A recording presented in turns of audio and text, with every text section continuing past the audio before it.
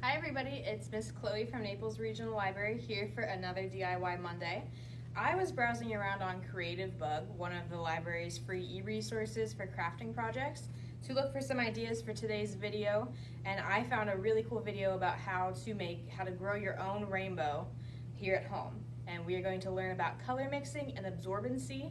All you need are 2 glasses of water, paper towels, and some markers, and we're going to see if we can grow our own rainbow. So the first thing we need to do is take our paper towel and our markers and start creating our rainbow. So I'm going to start with red for Roy G. Biv. So we're gonna color the ends here, not too much, but enough so that every color has a decent chunk on the paper towel. So we have red, and our next color would be orange. And we're gonna go straight down a line and make the ends of the paper towel turn into a mini rainbow. So as you can see, my rainbow on this side of the paper towel is almost done. I repeated some colors, but that's all right. We want it to be as colorful as possible.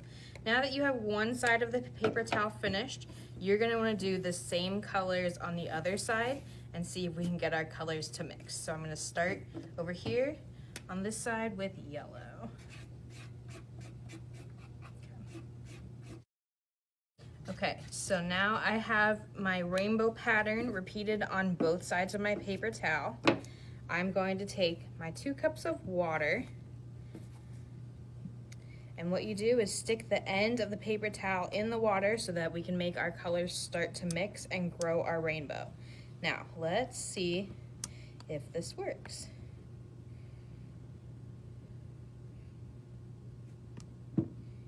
You can see the water start to soak up in the paper towel. Let's see if our colors start to go with it.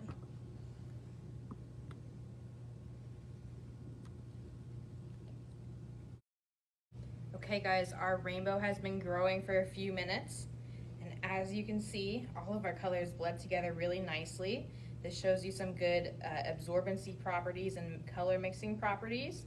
I think it looks pretty cool. I would suggest at home, if you want your rainbow to meet in the middle, maybe cut your paper towel in half so it doesn't take quite so long.